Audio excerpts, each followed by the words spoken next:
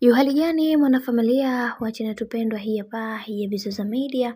Kama ndo mara yako ya kwanza basi nikusii usisahau kusubscribe, kulike, kushare pamoja na kucomment. Bwana Bibi Niffer ameweza kuwaliza wengi, na hii ni kutokana na maneno yake mazito ambayo aliweza kuyaandika katika ukurasa wake wa Instagram, na watu wengi wameweza kufunguka vitu vingi, kisha wakasema kwamba kuna vitu vingi ambavyo vimeweza kumtokea Bibi Niffer, hivyo tumsamehe kwa kila kitu ambacho alichoweza kukiandika.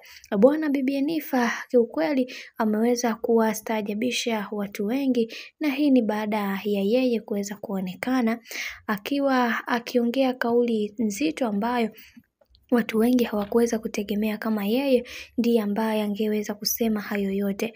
Na leo hii nataka niwaambie kwamba kuna vitu vingi tunatakiwa kuweza kuvifanya katika haya maisha pasipo kuweza kuangalia mtu gani, na pia tunatakiwa kuweza kutambua thamani yetu kwa kipindi hiki ili kuweza kuhakikisha kila kitu kinakwenda katika mlolongo mzuri na mlolongo ambao uliokuwa bora, kwa sababu watu wengi wamekuwa wakiamini kwamba katika mambo mazuri basi hakuna matatizo ambayo yanayoweza kutokea. Sasa leo hii nataka nikwambie kitu kimoja.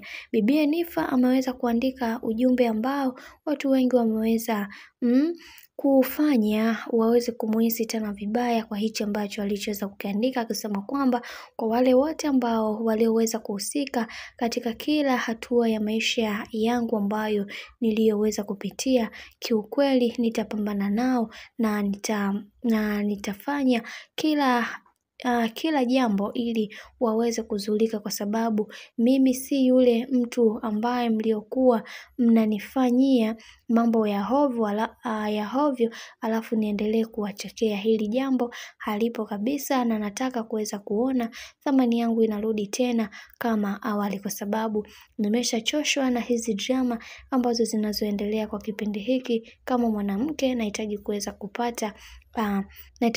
kupata maisha mazuri. Na pia kuna huyu mwingine aliweza kusema kwamba Niffer, hichi kitu ambacho unachokifanya sio kitu kizuri kabisa, unatakiwa kuweza kuwa na mipaka ya maneno yako ambayo unayoyaongea. Kwa hichi ambacho ulichoweza kukifanya kiukweli sio kitu kizuri kabisa, kwani watu wengi wamekuwa wakikupambania wewe kuweza kuhakikisha kila kitu kinakuwa sawa, lakini leo hii shukrani wewe huna kabisa, na umeamua kuweza kuwafanya watu wengine waweze washinda kabisa kukuamini kwa hichi ambacho ulichoweza kukifanya. Kiukweli naumia sana kwa hiki kinachoendelea kwa wakati huu.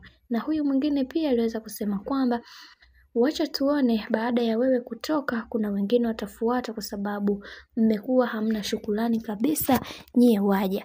Na pia licha ya mama yako kuweza kukupiga magoti, lakini bado unaonekana una moyo mgumu na hautaki kabisa kuweza kusamehe kwa kila kitu ambacho ilichoweza kutokea. Hichi kitu kitakuja kukukosti katika maisha yako. Achia moyo, maisha mengine yaweze kwenda. Huo ndio binadamu wenyewe ambao tunaousemea. Bwana, mambo ni mengi alafu muda ni mchache.